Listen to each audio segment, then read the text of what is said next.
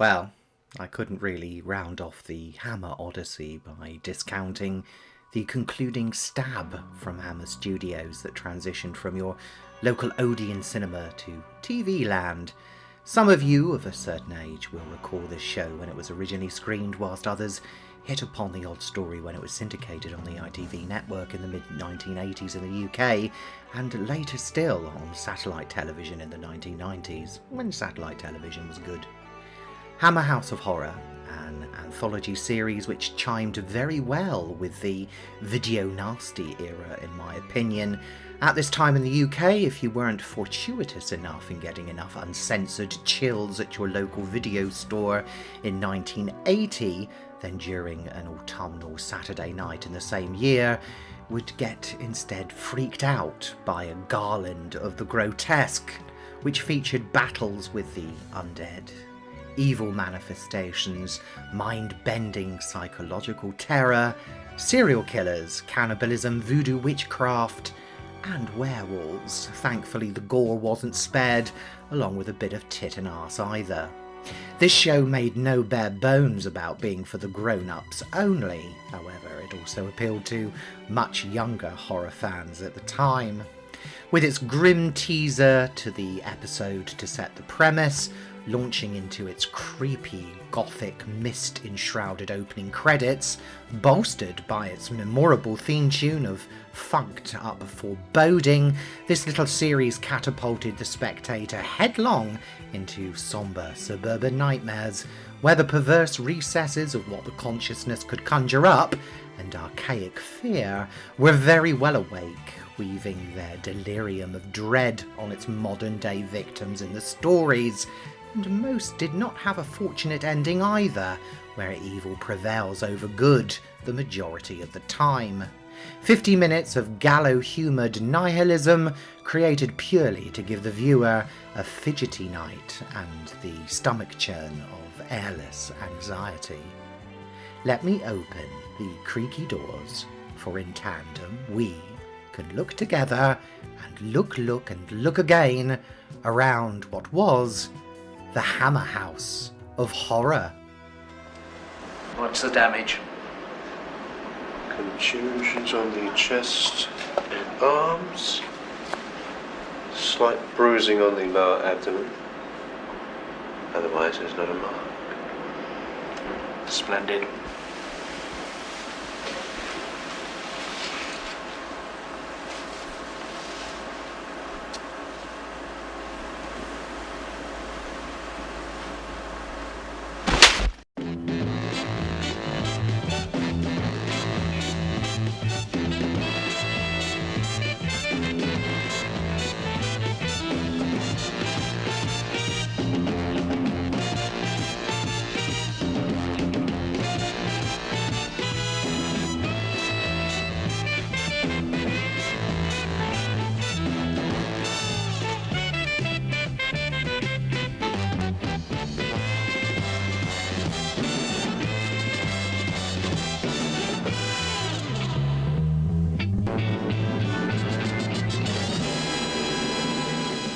The baton of Hammer, after years of the studio's cinematic output, was finally handed to Brian Lawrence and Roy Skeggs. But the Hammer House of Horror anthology series format was not an altogether new concept, with its abortive experiment being the pilot episode of Tales of Frankenstein in 1958, The Murmur of Hammer House of Horror, but its true creative heartbeat can be trailed back to 1967, where Hammer had, of sorts, embarked upon a 17-episode anthology series called Journey to the Unknown.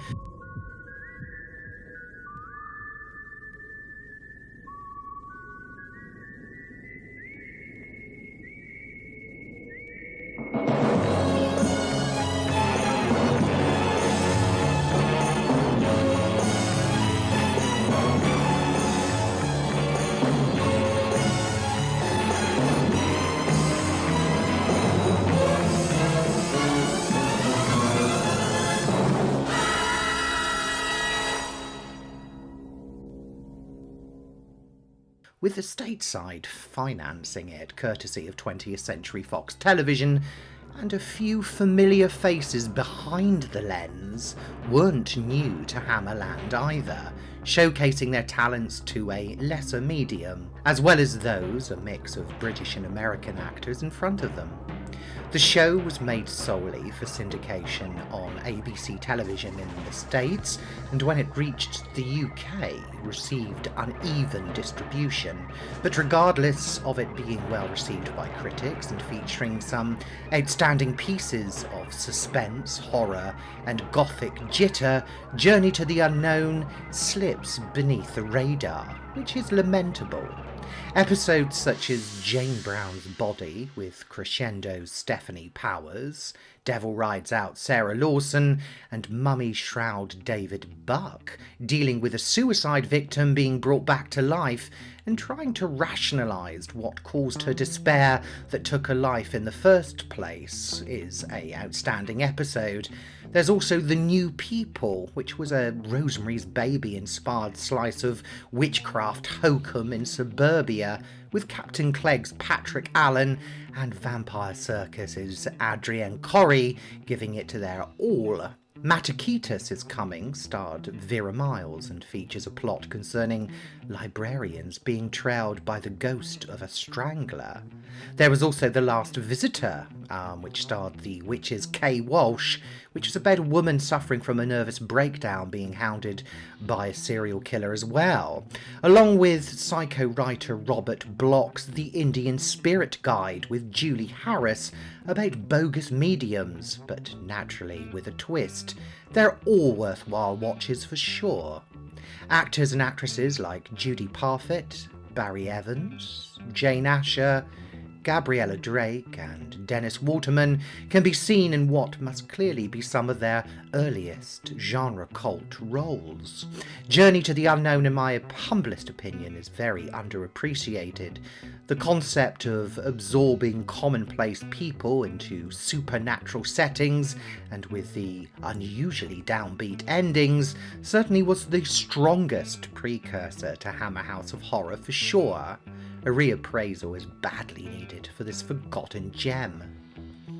It was in 1979 that Lawrence and Skeggs had invested in a production company called Cinema Arts International, and in spite of being directors, had yet to have authority over the Hammer brand.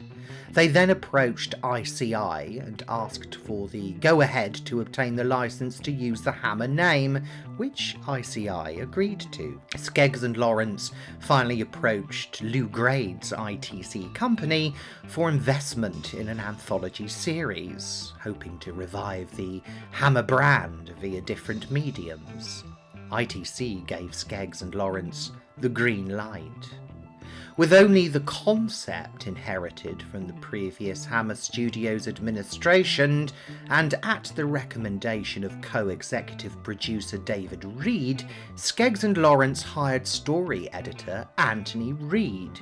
Skeggs and Lawrence originally wanted a return to the Hammer of the 1960s, but in a stroke of genius, Reed, who wanted to be more transgressive, fused the traditional with the more explicit contemporary appeal, a tits and blood mindset.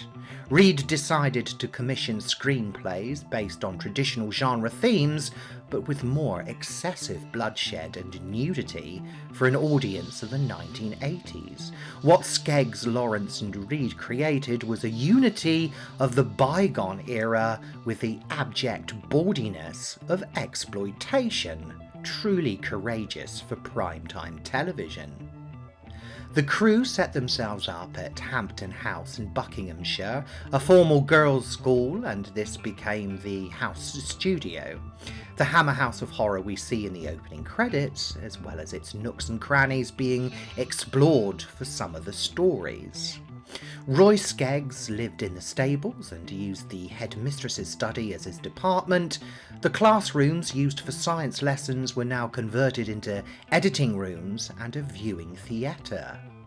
Ian Scoons, a key figure of the special effects team for Hammer Films, was asked to supply the visual nasties when it was needed. Scoons recalled the 6 months on the series as the happiest of his career. For the Sunday Times, reporter Martin Plimmer visited Scoons at his Hampton House workshop dubbed the Little Dungeon. Plimmer reported that Scoons was dressed entirely in black, except for a blood-red shirt. He talks in a cultured drawl worthy of Boris Karloff, through a permanent veil of cigarette smoke. His sinister elegance upstage is the lumpy human shape straining through the body bag behind him. In the article, Scoons informed Plimmer he would get through 5 gallons of fake blood a week, and concluded when asked how the series had affected him, Scoons playfully retorted, "Oh yes, I have nightmares about butterflies and daffodils and things." Also, keeping with the Hammer tradition, a host of respected names made a return to feature in the 13 episodes. Rosalind Landor, John Finch, Denholm Elliott, and Peter Cushing returned to scare us shitless, and directors such as Alan Gibson, Robert Young, Peter Sasdy and Don Sharp returned to harmonise the visual shudders.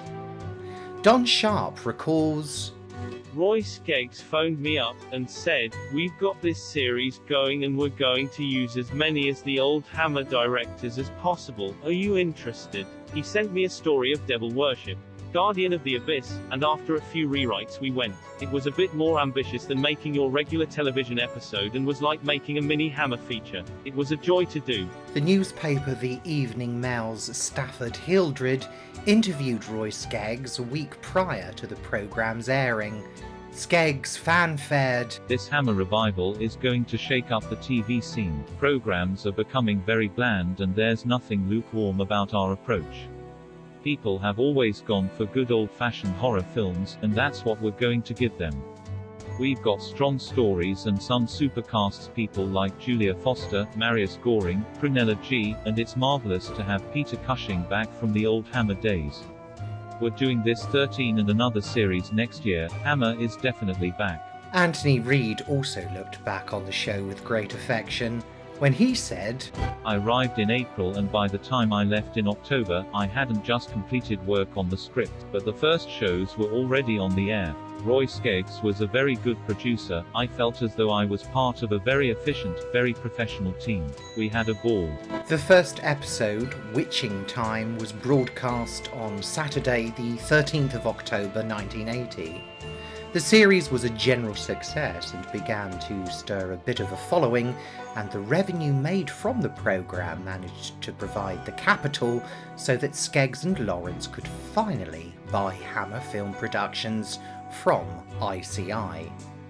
Sadly, despite a second season in the pipeline, ITC's vital cash flow stopped as the company demised.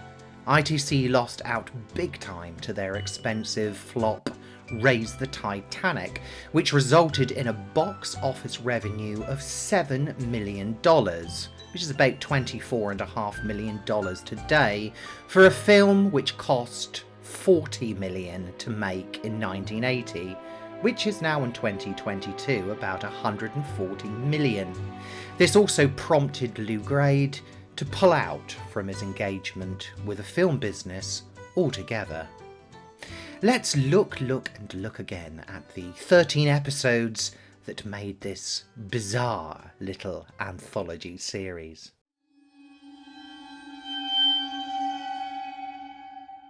The opener, Witching Time, was purely an occult story about a time-travelling witch from the 17th century who bedevils a musician and his wife. A superb folk horror opening to the series. Watch out for Leonard Pierce, who played Grandad in Only Fools and Horses. Patricia Quinn, wearing a lot less than she did in the Rocky Horror Picture Show, plays the main baddie with great gusto and combines a Mummerset and Mammary's zealousness, which is a joy to behold when she's on screen. Ian McCulloch, exploitation film's answer to Doug McClure, crops up after his pasta splatter lead man roles in the phenomenal Zombie 2, the science fiction Contamination, and the pulpy trash that was zombie holocaust. Actor John Finch also stars. This his third Hammer outing, as previously he starred in 2 Hammer movies, The Vampire Lovers and The Horror of Frankenstein. Finch had already achieved some celebrity for his achievement in Polanski's awesome Macbeth and the plum role of John Cornelius in director Robert Fust's The Final Programme. Witching Time gets 8 duckings out of 10 from me. Go away! Did you miss me, David, while you lay with her? She's my wife. She's unfaithful to you. She's a worthless strumpet, you know it. Leave me alone, damn Leave you, my love, never. You're mine, David Winter. I've put my mark on you forever and ever. Amen.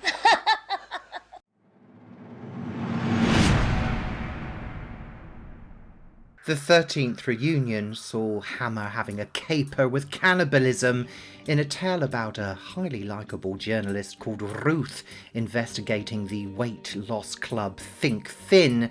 Something sinister is brewing and Ruth tries to get to the bottom of it, but her investigative nature brings to light what driving force is at its core, and after a while Ruth finds herself part of a very special celebration. Julia Foster is exemplary in this macabre, gallow-humoured story, which reminded me of sorts of Graham Masterton's novel Ritual. If you want a queasy read, divulge yourself.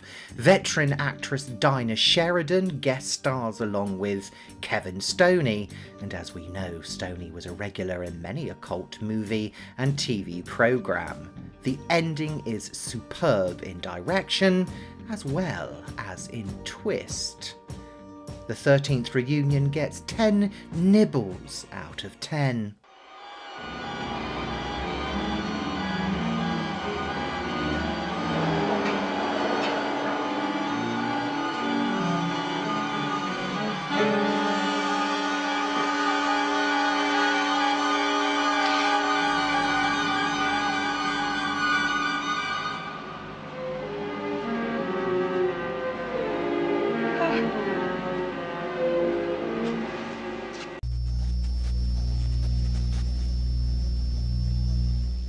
Rude Awakening is a foray into psychological nastiness as Denholm Elliott experiences dreams within dreams, which churn over into reality with calamitous consequences.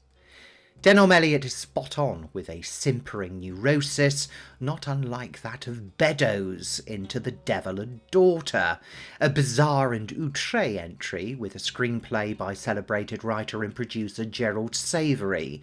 The unnerving angle to this is its plausibility, although far-fetched. It reminds me of those stories where someone murders another in their sleep without realising it until the next day. For those that sleepwalk, have a care. Rude Awakening gets 6 deliriums out of 10.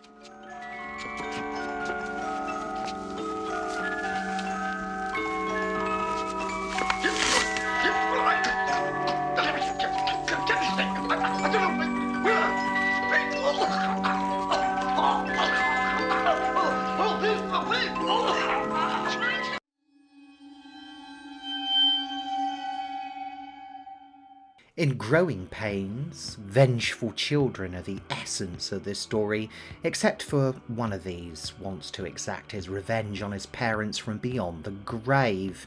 Remember this tale when you next bury your head in your smartphone and ignore your progeny you brought into this world. Barbara Kellerman takes the female protagonist's lead and goes off a trolley admirably well. Her husband is played by actor Gary Bond, who was Jeremy Brett's boyfriend, and as Brett died of the AIDS virus in 1995, both passed away within months of each other. Talking of Gary Bond, if you ever get the chance to see him in the psychological thriller Wake in Fright, please do so. It's an awesome movie, and in my opinion is one of Bond's highlights as an actor. This story is painful and sombre, with just the right amount of chill, but lacking in anything particularly memorable. Growing pains, growth gets stunted, with a 5 out of 10.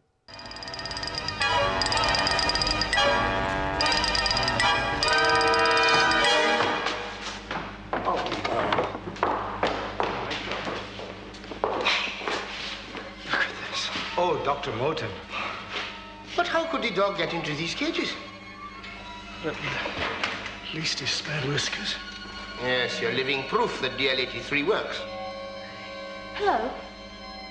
Is it all right for me to be in here? Was Nipper with you? Yes. Oh dear. Was it Nipper? Not much of a nipper, is he? Aren't you shocked by what he's done? Oh, yes. He seems such a nice dog. So well trained. At least that's what I thought. Until I came to the grave of William Morton.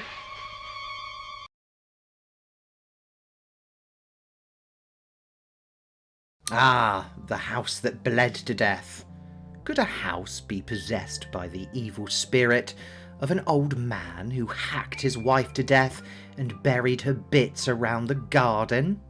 A couple and their daughter soon find out when they move into suburbia and reside in the unassuming property with a horrifying legacy.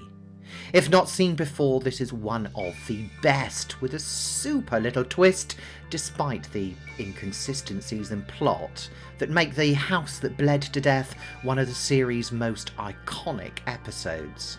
The child's party sequence is its standout feature, which ostensibly not only knocked the small actors for 6 when it happened on set, but no doubt also those that viewed the episode first time around up and down the country. The House That Bled to Death gets 9 rusty pipes out of 10 from me. Everybody in good voice. 6, 7 before I burn my fingers. Ready?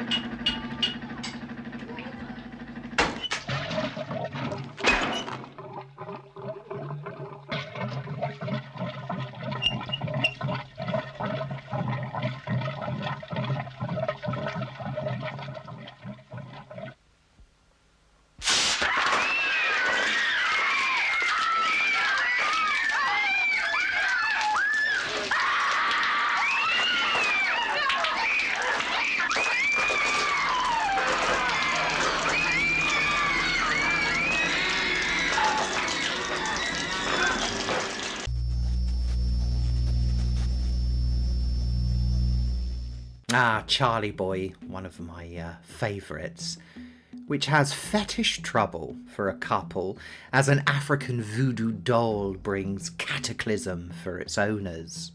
Angela Bruce stars, who has appeared before in Hammer's Man at the Top, and it also stars accomplished actress Frances Cuker. Lee Lawson, only relegated to smaller bit parts prior to this, shines as a male lead who Charlie Boy has taken a shine to. And also watch out for a cameo appearance by a Doctor Who companion. These are noteworthy mentions to a superb piece of TV storytelling. One of my earliest memories is of the crashed Mini with the racing duck on its side being pulled out of the ditch and feeling so sorry for the female lead. Bad Charlie Boy. Charlie Boy ranks as another one of the series' best offerings, and I can give it 9 jujus out of 10.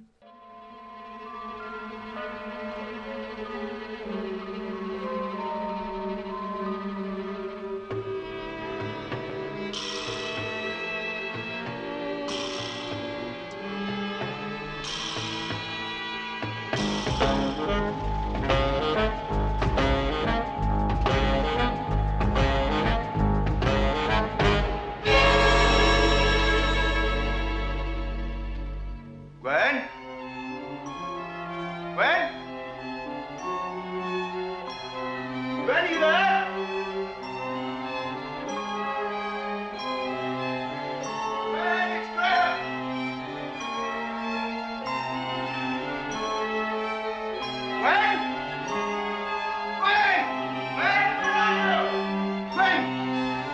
With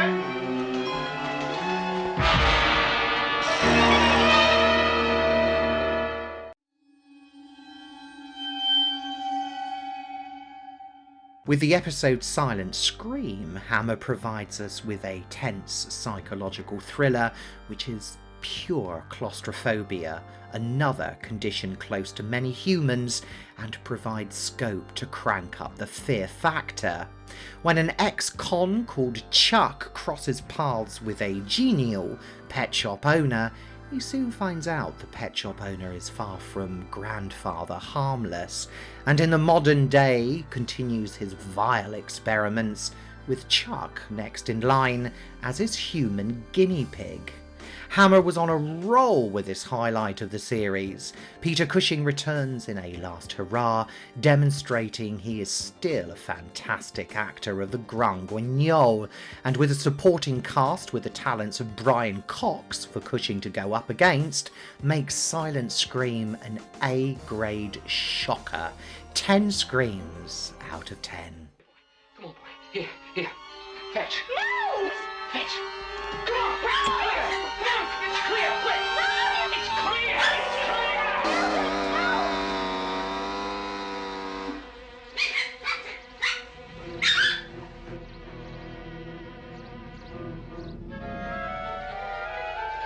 No.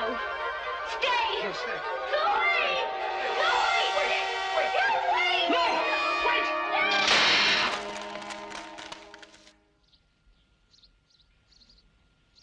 You killed him.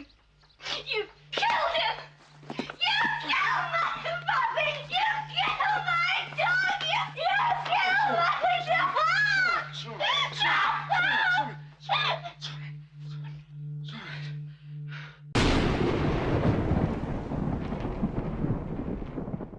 Children of the Full Moon is very reminiscent of Don Sharp's Kiss of the Vampire, and sees a couple escaping the rat race as they break down in the forest, only to seek refuge with a family of lycanthropes. The poor girlfriend gets raped by something furry, ferocious and frisky, and carrying the child develops very odd cravings as she prepares to bring another addition to the hirsute tribe.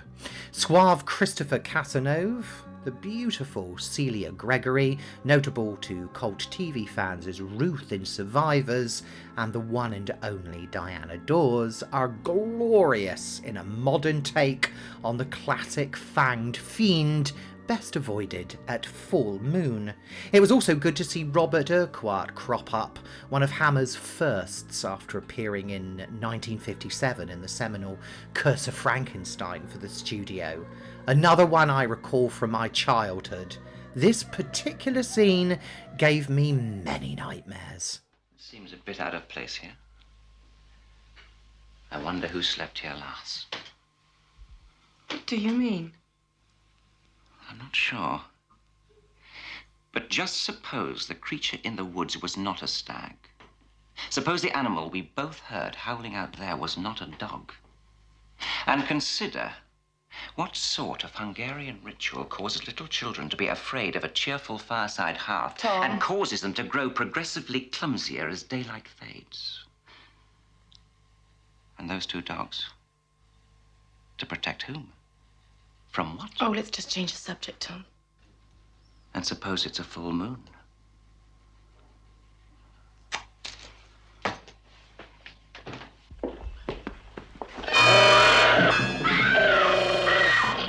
What is it? Children of the Full Moon gets 9 howls out of 10.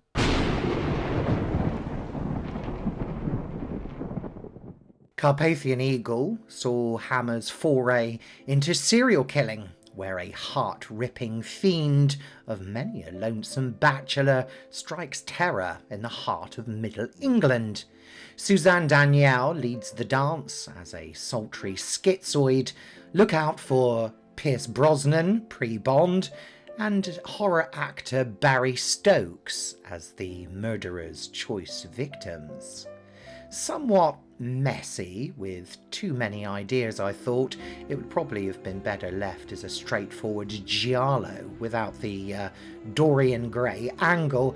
However, there is something unhinged about the whole affair, and actress Sian Phillips brings a touch of class to the proceedings, which on the whole are a trifle sleazy. Carpathian Eagle gets 5 stabs out of 10.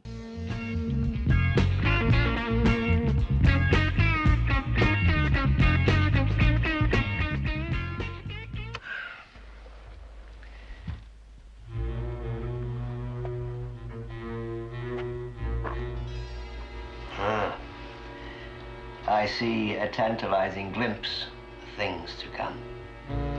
Stay where you are. I'm on my way. Anything you say. Close your eyes, Randy Andy. Keep them closed now.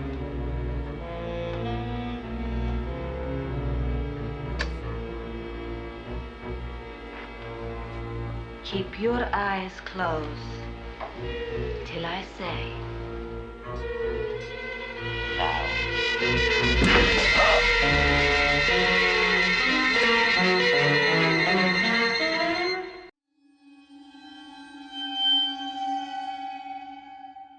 Guardian of the Abyss, another favourite of mine. The series' answer to The Devil Rides Out of sorts. It sees an antique dealer possess a strange ornate scrying glass, once thought belonging to necromancer John Dee. Unbeknownst to him, it's a gateway into another realm, where a demon is intent on walking the earth again if he can regain human form. Rosalind Landor, all grown up since The Devil Rides Out, features alongside Blake Seven's Paul Darrow. As usual, Darrow is bloody brilliant in this. Harry's Game actor Ray Lonan takes the male lead, and Plague of the Zombies John Carson plays the sinister foil. It's also good to see another Hammer actress, Barbara Ewing.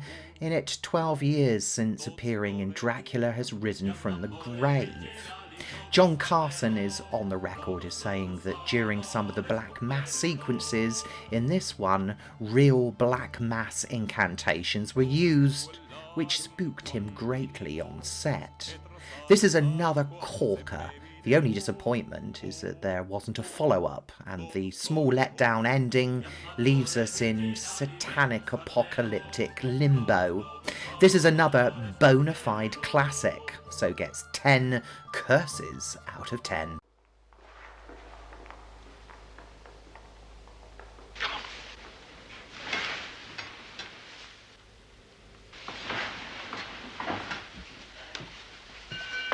What are you doing? Letting them know you're here.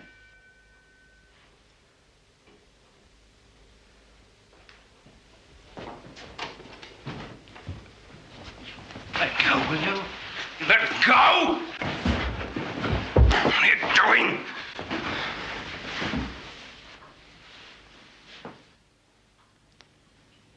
Darling, you really have saved my life. If you hadn't got here, I was to be the chosen one.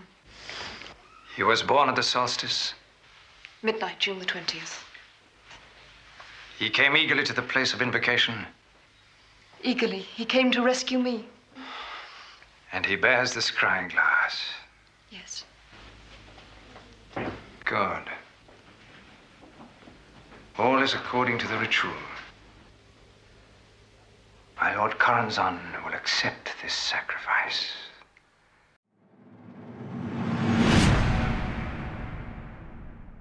In Visitor from the Grave, a mentally unstable woman kills an intruder by accident. Her husband assists her to dispose of the corpse, but afterwards the woman begins to see the intruder cropping up in reality. Will a medium be able to assist her and rid her of the ghostly possession, or could this lead her to being the victim of foul play? Blake Seven Gareth Thomas stars alongside prominent actors such as Simon McCorkindale and Catherine Lee Scott, who played the part of Maggie Evans in the long-running gothic soap opera Dark Shadows. Certainly not the strongest entry in the series, but as they all are really, viewer, it's still highly watchable hokum, and due to the cast and Peter Sasti's superb direction, it ensures this gets an above average 6 seances out of 10. Charles Willoughby. Charles Willoughby, I call you to appear before us. Charles Willoughby, do you not hear me? I summon you to appear before me. Who calls me? It is I, Swami Gupta Krishna. Why do you disturb me? Do depart this place.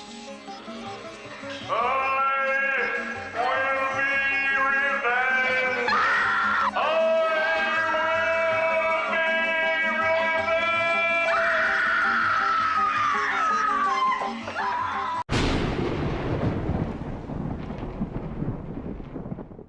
Another noteworthy entry, Two Faces of Evil, a bizarre story of evil doppelgangers enveloped in a background of nightmare paranoia and panic, highly unsettling and enough to put anyone off Hitchhikers for life.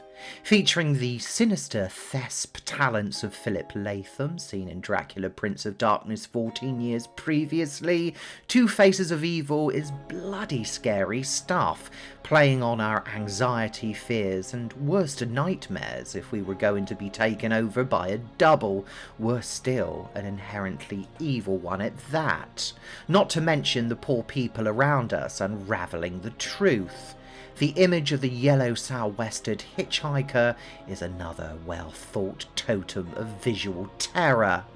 Expertly acted by all involved, especially Anna Calder Marshall and Gary Raymond. Two Faces is a nod to Edgar Allan Poe's William Wilson story and of sorts Invasion of the Body Snatchers, except twice as spiteful. Another gem gets 10 doppelgangers out of 10 from me. Horror in its absolute deranged form. Up in the back.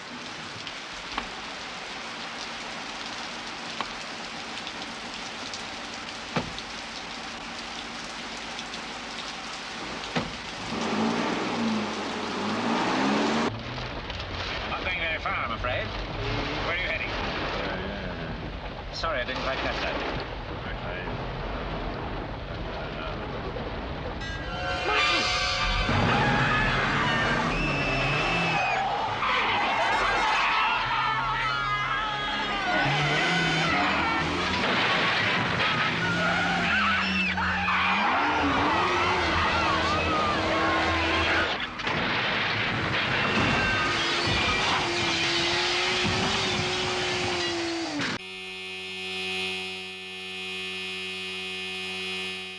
Finally, the episode Mark of Satan.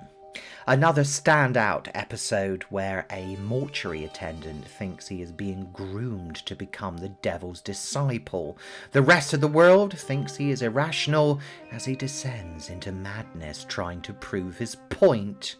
The last foray into the sinister world of Hammer oozes unease as we see the amiable male lead, played by the talented Peter McHenry, brush with evil, leading to a highly distressing climax.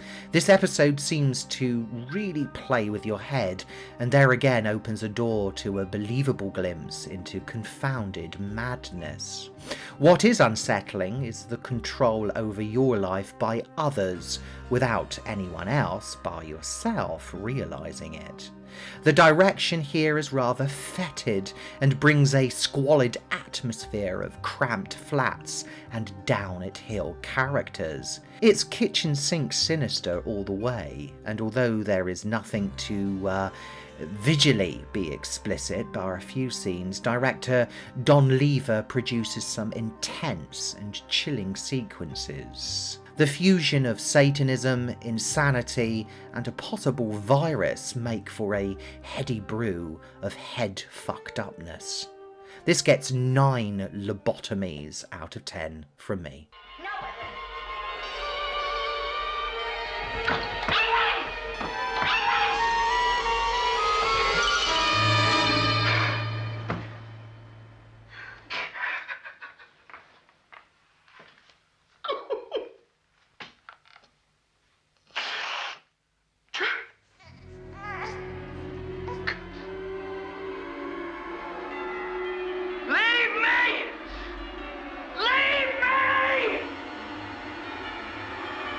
To be cured, don't you? The sacrament in me. He that eateth my body and drinketh my blood dwelleth in me, and I in him. It's for you, Ed.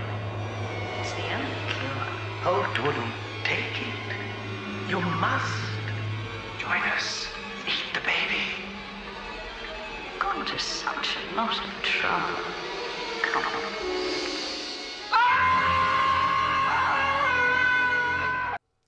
Despite Hammer House of Horror never resurfacing with 13 more tales of the macabre, it did return of sorts 4 years later in the form of Hammer House of Mystery and Suspense. Unfortunately, no warning was given out prior to transmission to these stories, as unlike Hammer House of Horror, this anthology was a much more tepid affair. But don't let this spoil the fun completely. There are some decent stories and standouts for me. One of them, which was a story called Child's Play, which would not be out of place in Hammer House of Horror. And it deals with a family trapped in a house where, no matter how hard they try, they can't escape. They're also haunted by a symbol. The ending is definitely a premium what the fuck moment, and so clever is the tension and the way the story develops, you don't work it all out by yourself early on. The Walls Come Tumbling Down is another worthwhile watch, which sees workmen disturbing a 300-year-old malevolent and demonic force. In Possession is another story that sees events played out on a modern couple in their flat, which happened years before, trapping them in a form of an unsettling paradox. Finally, a good old-fashioned ghost story called Tennis Court also delivers the goods. The best ones are predictably the most supernatural of another batch of 13 episodes. The 13 were Mark of the Devil, Last Video and Testament, Checkmate, A Distant Scream, The Late Nancy Irving, In Possession, Black Carrion, The Sweet Scent of Death, Paint Me a Murder, The Corvini Inheritance, and The Walls Came Tumbling Down, Child's Play, and Tennis Court. This means Hammer House of Horror was the final successful stab at what it knows best, and even after 40 years or more, still stands the test of time in something to genuinely supply the chills for all ages who have the fortune of stumbling across it. Hammer House of Horror is released on a smashing Blu-ray package in the UK by Network Distribution, and is worth every penny. Crystal clear, and as it's shot on film, this 13-part series plays out like mini-movies to be enjoyed time and time again. Well, this wraps up Series 4 of Look, Look and Look Again. Thanks for journeying with me. Your company has been much appreciated over the past year or so. Until next time, on Look, Look and Look Again, it's goodbye from us all here. Cheerio.